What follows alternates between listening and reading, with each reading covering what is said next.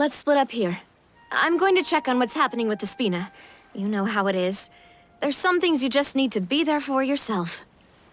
You still have energy for that, Navia? Paimon's already beat!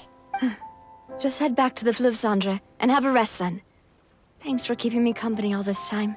I'll depart as well. Thanks for your hard work today. Rest well, everyone. Traveler, I will go talk to Furina tomorrow morning to ask about the stone slates. I'm sure that you're concerned about this matter as well. If you have time, drop by my office. I will share the results of our discussion with you. Are you really gonna talk to her about this directly? Will that be a problem? Paimon's getting a little scared now that it's come to this. She has long been harboring secrets and will not give them up easily, which makes it all the more my duty to ensure that she understands the present situation. Alright, we'll leave it in your hands then. You're probably the best person to talk to her anyway. I will be carefully considering my words tonight. Traveler, Paimon, our safe house at the Fluvsandra is always open to you as ever, so please don't think you're an imposition. All right, I'll be on my way then.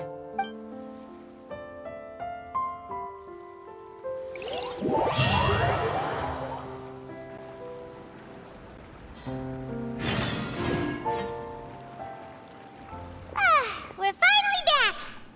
Welcome back. We've got a special menu prepared for you two tonight. Yay! And there's good food too! No, the boss is the best. Ooh, desserts! Nice! These are all Paimon's! Paimon's already starting to forget what happened today. Oh, that voice. Is that who I think it is? Huh? It's you two. What are you doing in Fontaine?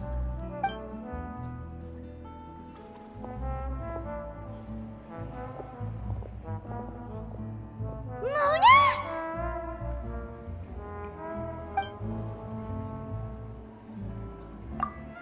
Seriously, nobody just uses a scry glass whenever they've got time to just see who they'll meet on the road. Still, we didn't expect to see you here. Wait, you're not a Fontanian, are you, Mona? Well, I have some business to attend to here, so I booked a hotel in the city. I was just out for a stroll when I bumped into you. Quite unexpectedly, if I might add. Why did you think I was from Fontaine, though? Is that because Magistus doesn't sound much like a Mondstatter surname? Yeah, let's go with that. Well, I used to have my own surname, which was, well, some other thing. Either way, the old hag told me when she took me as her disciple that the first step to being a great astrologist's pupil was to change that name. There was nothing for it, really. She really is amazing at astrology, so I changed my name to what it is now according to her wishes. To my surprise, however, Magistus is not the name of some ancient house or clan. It isn't? Nope. Although it is used by us in place of surnames, it generally just means great. Wow! Imagine including a boast in your name. Wait, are you gonna have to put that into your genealogy as well? I reckon so. In any case, I'd give my disciple a name like this as well, if I were to take one. Astromancer Barbeloth Trismegistus. Whoa, that's a long one. Does it also mean great or something? My name means Mona the Great Astrologist. As for the old hag, hers is, in plain speech, the thrice-as-great Scholar of the Stars. Just take it as a title specific to astrologists. Thrice as great? That's so petty. I know, right? That's just how she is. She used to call herself Magistus, actually, but when she took me in, she changed her name to Trismegistus. Talk about excessive. Magistus is thus the calling card of our school, so to speak, which makes it about the same as a surname. It's all right if you don't get it. You can look into it further should you need to study astrology more deeply. That sounds terrible! But anyway, you're not Fontanian, are you, Mona? you're from Mondstadt, right? Well, I was born in Mondstadt, yes. My parents migrated to Dorman Port, and I traveled with the old hag for a while, after which I settled down in Mondstadt City. Whew, that's a good thing then. At least we know you won't be dissolved by Fontaine's waters. Speaking of that, I'm sure you're aware that a bunch of things have happened here in Fontaine, right? I know you're not a local, but I'd avoid getting too close to any water that looks strange all the same. There's something ominous about it. Well, the water, I mean. That was the main reason, yes. Just a while back, the Steambird invited me to take part in a panel and speak about the circulation of the prophecy as an astrologist. The invitation was sent quite early on. I don't think anyone expected Fontaine to be in this much trouble. What do you make of that prophecy, Mona? Just tell us what you think as an astrologist. Your word would go a long way to make things more certain and less scary. What I can tell you is that I'm an astrologist, and that this prophecy concerns the fate of Fontaine, even that of all Tevat. Ascertaining this is akin to reading the fortune of the whole world. I'm afraid that this is not something that just anyone can do.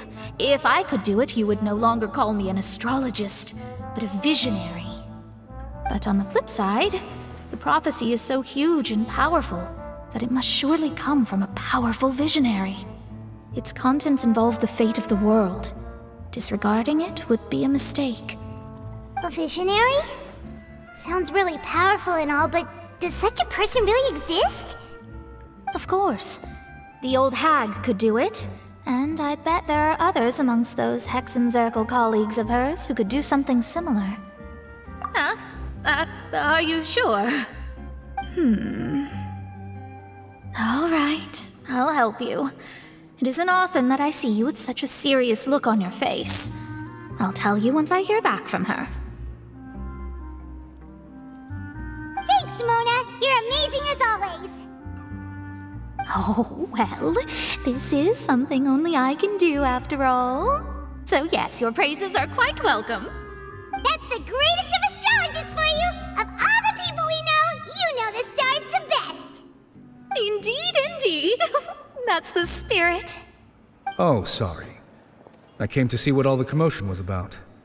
If there's anything you need, do not hesitate to inform the Spina di Rosula. Oh, whoops.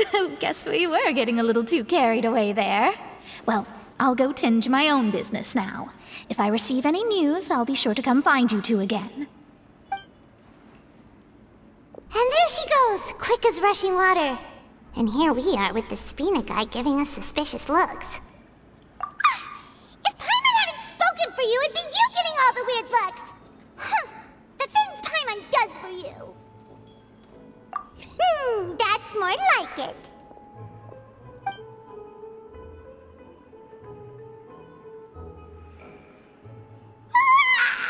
Good morning. To be honest, Paimon's still feeling kind of sleepy. But it's time to get up, Traveler. We agreed to go see Neuvillette, so let's pack it up and get going.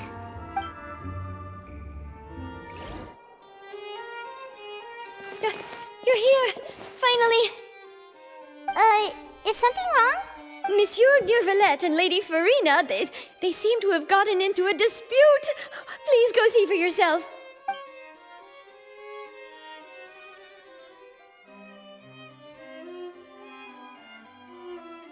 Like I said, I've already explained everything. And yet the problem has not been properly solved. There is little space for excuses between us. It is not my intention to offend you, but please, tell me where you stand. You are the Hydro Archon Focalor, are you not? Look at this. This is a list of the victims from the recent Poisson incident.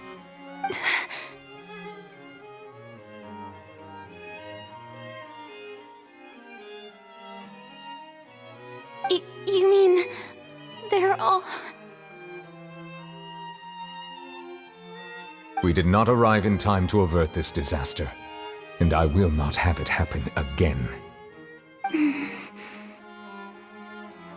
I will say this once more. You must tell me everything you know. Yesterday, I found 3 stone slates in some ancient ruins near Poisson. Do you know anything about those? Seriously?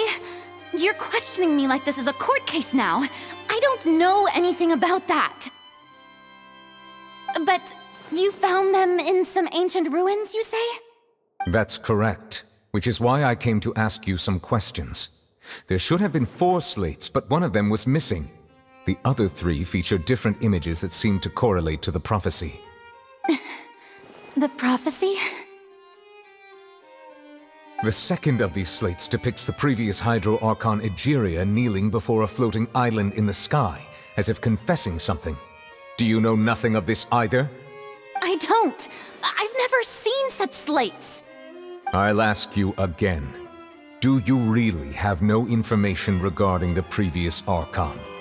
My deciphering of the slates indicates that the Hydro Archon Egeria once had to confess to, or apologize for, a certain sin. If anyone would know about it, it should be you. All gods don't have the same secrets, you know. She was herself and I'm me. Is it really so strange that I know nothing? I understand your concerns, but I'm sorry. I just don't have anything to tell you. Forgive me for saying this now, Lady Furina, but I have long known of your various secret investigations into certain matters. There are several indications that you have been investigating the prophecy on the sly. This is not strange in itself, considering that you are the Hydro Archon. But it is strange that you should also claim to not know any of Egeria's secrets, as well as do nothing following your inquiries. You have never been as superficial as you have presented yourself to be, nor are you a fool. And yet, your behavior is very inconsistent.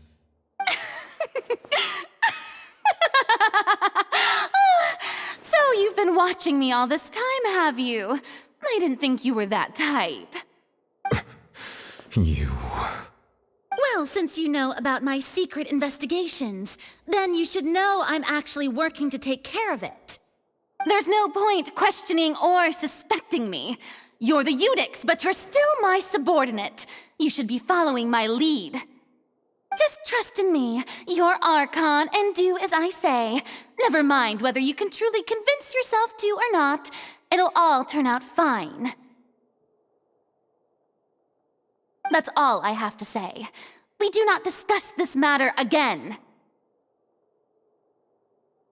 Oh, the opera's about to start. Toodles!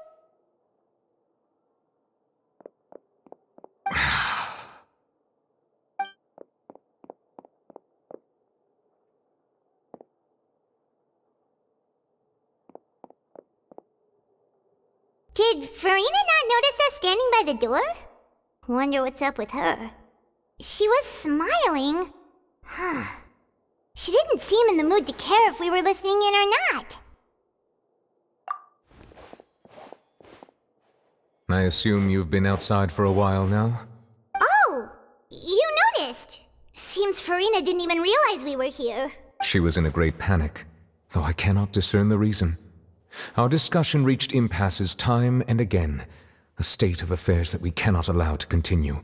Still, I do not understand. Dialogue is the basis for understanding, so why did she keep refusing to engage? Everyone in her inner circle has noticed that she is hiding some secret. The issue is her attitude. I fear that she will not reveal anything unless absolutely forced to. We may have to create a situation in which she will have no choice but to speak. Oh? Like what? Normally, people will only reveal the truth when standing trial. Perhaps we must have the Hydro Archon experience just such a scenario. But Furina's seen so many trials, and she's really good at dodging questions. How do we make sure that she won't just slip away at the first chance she gets? We will need to consider this thoroughly, join forces with various parties, and then do what we can. If at all possible, I would prefer to recuse myself from this affair, but we must prevent the prophecy from coming to pass. This may be cruel to her, But all Fontaine is in crisis. The information a god possesses is too precious, and so we must take a chance on this. But who will lend us their aid to do such a thing?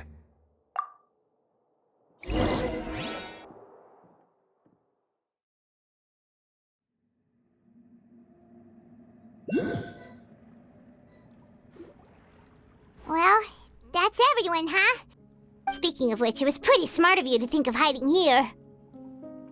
Poisson was just involved in a disaster, so it's presently devoid of people. That naturally makes it the best choice. And here you are drinking tea like it's the most natural thing in the world, huh? That's what family should do. Sit and enjoy a leisurely time together. It's nice to enjoy tea here, you know? Care for a cup? Lend me your ears, everyone. Or perhaps one of you might like to start us off. How about you, friend? Me? No, I don't think I can. Then, how about you, good sir? I fear that I will cause the mood on this boat to become as somber as it is in court. Well then, I guess we're lucky we've got a local like me to organize things. Wonderful, the spotlight at last. I guess I'll be facilitating things from here. That was a little long-winded, don't you think? Oh, you might be right. Anyway, to cut to the chase, our friend here, the Traveler, has brought us together to discuss something. As for what that is, well, let's start by saying that we'll be pooling our efforts together to create a series of traps. Oh, how intriguing. Well, it's just an expression, really. One that I just learned from Chlorand, and used on the spot. So, let's invite her to explain in detail. A round of applause, please.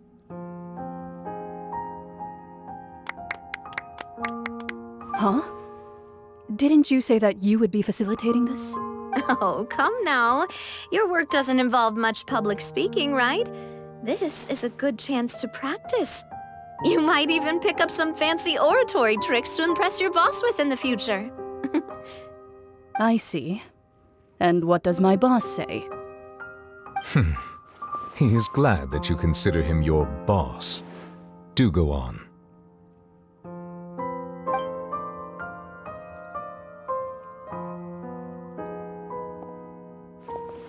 In that case, do any of you have experience hunting? Not that I recall. Fremine and I once used a wooden stick in a basket to catch wild rabbits when we were younger. As for Lynette, Oh, right. You were sick that day, weren't you?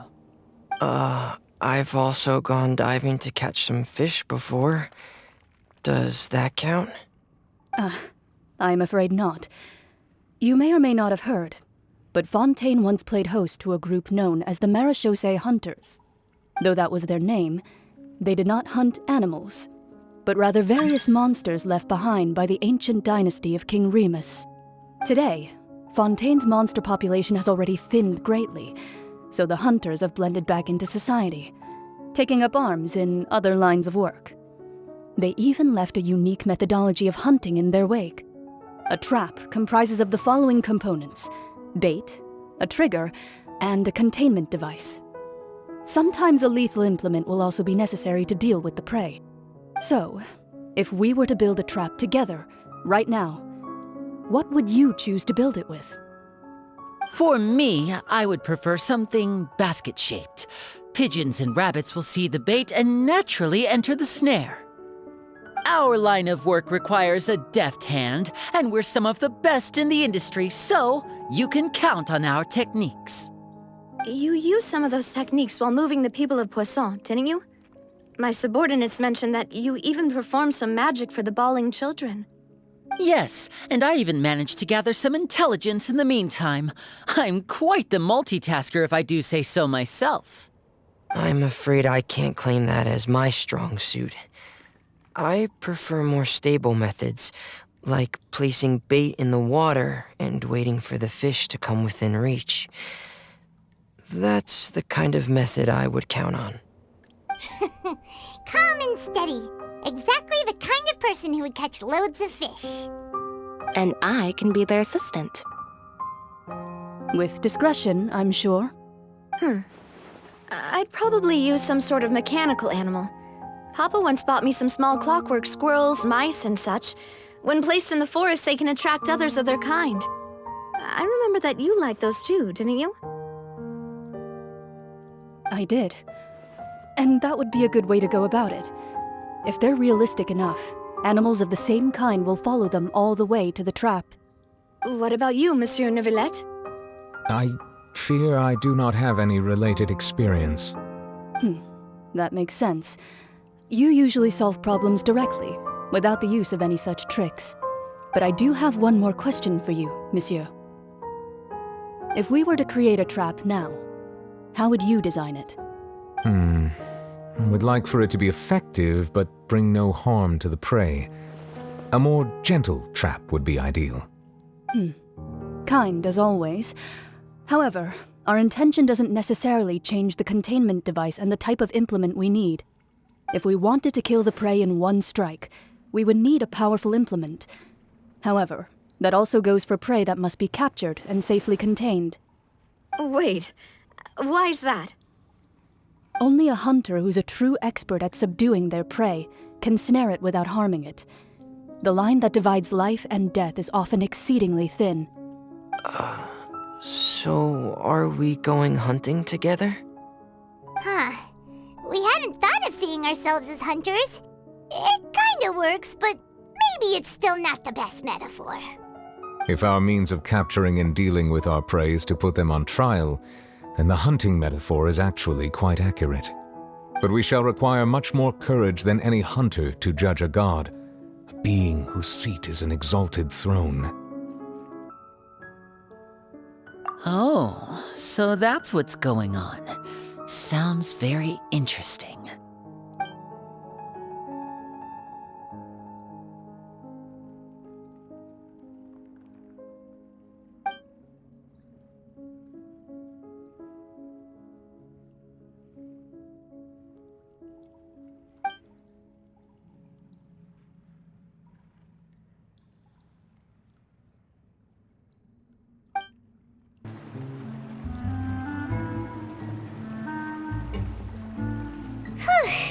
It's been a tough few days, hasn't it? So much has been happening. Paimon didn't think the meetings would go on for so long, but everyone seemed pretty fired up, huh? Paimon thought they'd be at least a little frightened. Well, Fremine was, now that Paimon thinks about it, but everyone else just looked a little surprised. Well... It's hard to say. Paimon doesn't have any experience with this sort of thing. But with you around, Paimon sure will do great. After all, you're the most reliable person in the world, aren't you? Did you just pour some tea? Paimon didn't notice you doing that at all. Then what's that? Paimon's never seen that cup before. Don't be frightened. I'm just joining you two for tea. I merely refrained from saying anything till now. Who's that voice? But there's no one here. Aw, have you forgotten me already? Wait, you are familiar. You're the voice we heard from the sky in Sumeru. The voice from the sky, I fear that description is wrong. Though, not completely wrong. You're feeling lost now, just as you were feeling previously. I sensed that confusion and thus came to you. Guiding people is an irresistible hobby of mine, after all. Consider me a passerby, just accepting a commission from my friend's disciple on a whim. The prophecy. Yes, what has been prophesied will be fulfilled. You may view such things as the history of the future. What? Then is there any way we can stop it? I believe you have witnessed a failed attempt with your own eyes. Can everything in Tevat so easily be changed? So you've caught on. Just as prophecies are usually only the future as seen from the perspectives of the gods, could things be happening in hidden corners where the gods' gaze does not fall? Are the things that you shall see different from the fate that the gods perceive?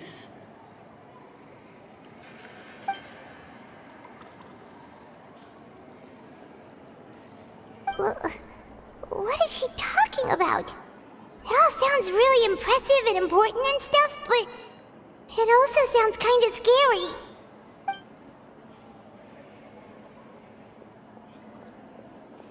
I believe that you understand, right? Some things are insignificant, but others you must reach out to change. Ultimately, fate shall serve as your only guide, no matter what will happen in Tevat's future. All you need to do is to play your part.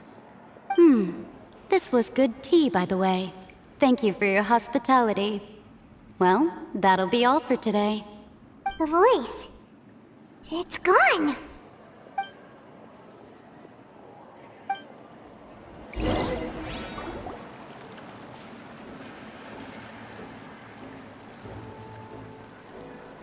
What? I want to hear someone talking. All right, coming. Hey, it's you who's getting lazy, okay? Well, I see I've walked in on some lively banter. Luna!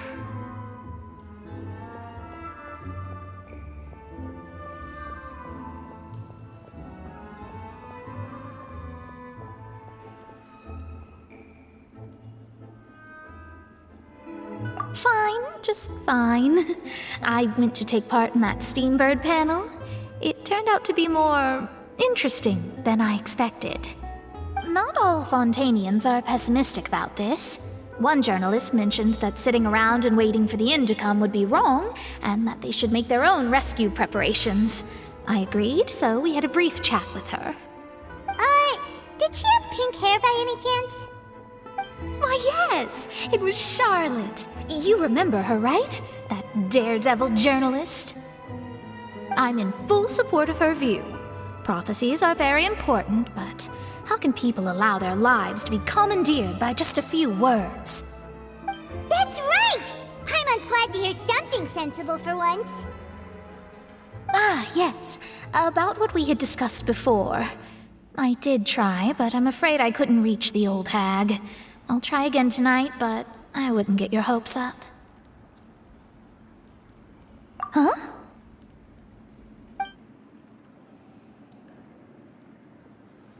Goodness gracious. Are you serious? She said that even the god's gaze has blind spots. Pretty bold if you ask Paimon. Most people would believe the gods to be all-knowing, right?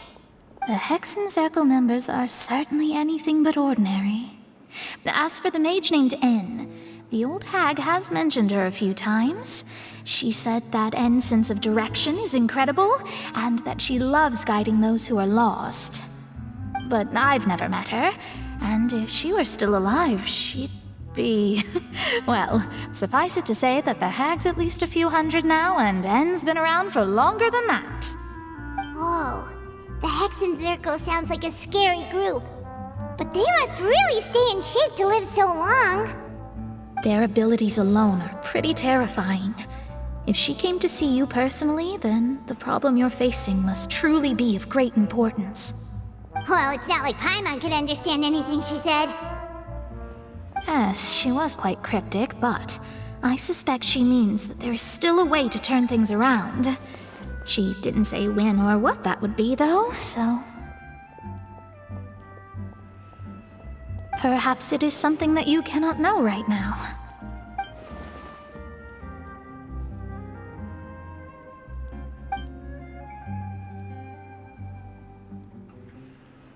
Traveler, Paimon, are you two all right? Oh, we're fine. We're just a little down right now. It kind of feels like the end is coming, you know? I see. I feel that same sense of desperation, too. I guess you could consider me someone who has often witnessed fate. So far as I have seen, it cannot be swayed. But even so, I still hope for and believe in miracles. Astrology is eternal and rational, but fate may not be. It is cruel, but it can also be beautiful. Perhaps that's what En was trying to tell you.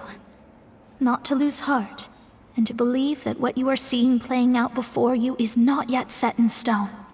I did originally think of steering clear of all this, but I couldn't. Even if this is all futile, I still wish to help everyone. If we don't struggle to the last, then how can we face the end when it comes? Huh. You do have a point. There I go, talking about astrological principles again. Sorry about that. The moment I start talking about work-related stuff. I need to get going. It was worth trying to comfort you, even if only a little. I believe that you'll help those who are struggling in the same way I did. I suppose that might be why we always seem to meet by coincidence. Paimon feels kinda moved by what Mona said. But also kinda sad, too. Hey, Traveler. Paimon suddenly feels like going outside for a walk. Let's go. Let's walk around the city, shall we? There's a few spots we always like to walk by.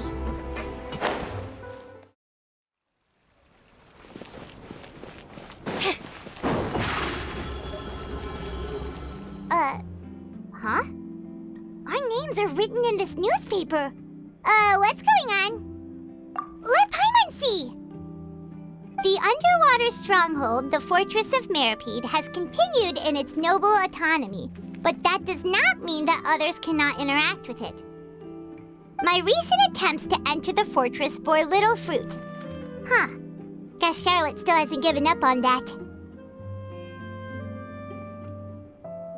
Thus, did an Outlander friend become the focus of this report, a blonde adventurer with their white fairy legends trailing in their wake. It is said that this mysterious traveler once visited the underwater fortress. So while the fortress's interior remains a mystery behind closed doors, do not fear, for the tales of the traveler contain surprises in spades. Journalist Charlotte's biggest scoop yet, the Traveler's Trail, World Walker. Huh.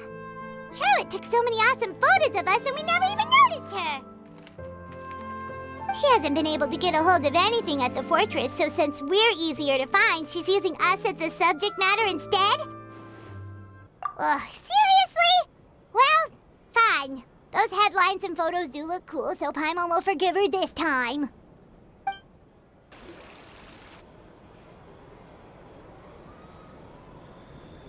We're here! Paimon's hungry. Should we go in and get something to eat?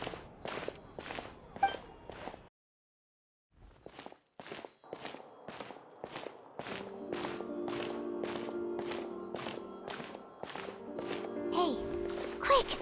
Look! That's the limited edition, only 16 slices a day cake! It was so delicious the last time we tried it! Despite the tense situation we were in, let's give it another go. Paimon's sure it'll be great. 1 slice of cake, please. Someone showed up after all. Oh, wait, you're the one from the Palais Mermonia. Oh, are you here to buy cake too? It seems Monsieur Nervalette was right. You really can eat. Wait, did he really say something like that? That's right. Even he has his own preferences when it comes to food. As for me, I love the cake and coffee here. Do you come here often? Usually every day. Every day? It's part of my daily schedule, apart from work. I shall have my cake and coffee. Then what if someone told you one day that this place would be closing soon, and you wouldn't get to eat cake here anymore? What would you think? But why would it close? Well, Paimon doesn't know either, but maybe the waters will rise tomorrow. You know, like in the prophecy. Oh, the prophecy. To be honest, I haven't paid much attention to that. No, still, even if there'd be no more cake tomorrow, that wouldn't keep me from having some today. No, it's the same for eating in general. You might not be able to eat tomorrow, but if you can do so today, then you should carry on.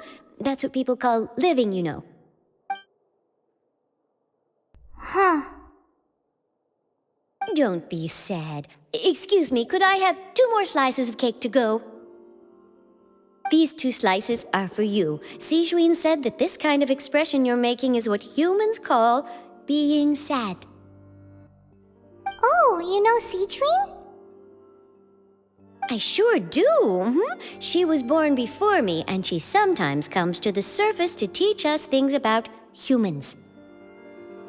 She said that humans are creatures that are saddened easily, yes, and you can only lift their spirits by feeding them delicious food. So please try the cakes here. I've got something else to do, so I'll be going now. You two try to stay in a good mood after eating, all right? Bye.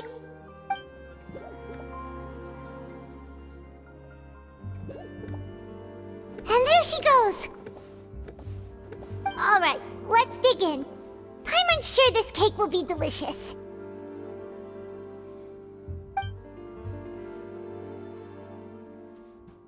It's more delicious than last time, and the flavor gets even better with a sip of tea. It sure would be nice if we could come again tomorrow. Sure would be nice if we could always eat delicious food here. Oh, we're near the Steambird office. Let's go look for Charlotte and have a chat.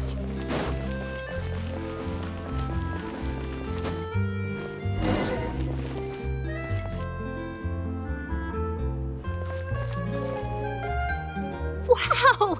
If it isn't the Traveler and Paimon! Oh, have you seen the article I wrote about you? Ha! You've got some nerve! You just used us to make some quick mora! Oh, you needn't worry about that. I heard that you were in Poisson some time back, so I sent you a letter to discuss just that. It appears you didn't receive it, though. It's all right, though. I've set aside the amount intended for you. I've even set the table with some food. Really? Oh, you're the best! You're almost a little too easy to win over, Paimon. If I were a journalist with ulterior motives, you'd be in trouble now, you know. Oh, Paimon knows you're not like that. Still, what brings you here all of a sudden? Were you looking for me? When Mona mentioned you, we thought of coming to see you at work. I see. It seems you've already bumped into Mona here in Fontaine.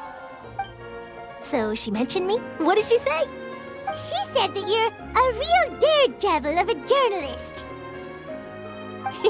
Nice. In which case, can this daredevil journalist dare to request an exclusive interview with the legendary Traveler and Paimon? Huh? So your article in the paper today doesn't count? Oh, of course it doesn't. That was more like live photography. What I'd like to do is dive deeper and ask you to talk about the things you've seen and experienced. Yeah, are we even qualified enough? Why not? If I say you're worth an interview, then you're worth it. But not right now, of course. I'll need a few days to prepare. Oh, in that case, we'll just chat when you have the time then? Oh, so that's a yes? Ooh, splendid! I'll tell the editor-in-chief immediately. I'll have to apply for lighting, a venue, some props, and... Whew, so much to get done now. Talk to you later. Wait, Charlotte, Paimon's still got a question for you. And what's that? If, just for example, Fontaine were to be flooded tomorrow, what would you do today? Huh. That's the prophecy you're talking about, isn't it? I mean, I do hear about it often, but I've never once thought that the day could be tomorrow. If you're seriously asking, then I might try and think of a way to leave Fontaine. Oh, but I'm still a journalist first and foremost. That means I have a duty to be reporting from the scene. And secondly, I wouldn't forsake my homeland that easily. From what I've seen, most people don't know what they'd do should the worst come to pass. In truth, it might be better just to behave like normal rather than worry over such an end. So in all likelihood, I'd probably still be prepping at the office for that interview of ours. I know what you're thinking. That sounds a bit sad, but I've always believed that it's best to do what you enjoy. Just think about it. If this nation really were to be suddenly destroyed tomorrow, but I still successfully finish an exclusive interview with a truly unique person, then the story I would wind up writing would truly be timeless. And then do you know what I'd do? Well, I'd write that story, send it for printing, and use messenger pigeons to get copies out to the various nations as soon as possible. I'm not a dreamer, nor am I a workaholic, but I do love my job, and I'd be proud of leaving such an article behind. I guess you could say that I was born to be a journalist. But anyway, that's my answer. And on that note, I'll get back to my preparations. That's so nice. All of a sudden, Paimon actually kinda envies her. Anyway, let's go and take a look at the sea, shall we? The sea breeze and scenery can be a pretty soothing combo, huh? Paimon's been thinking. If it wasn't Fontaine, but all of Tevat that would be destroyed tomorrow, where would we go and what would we do?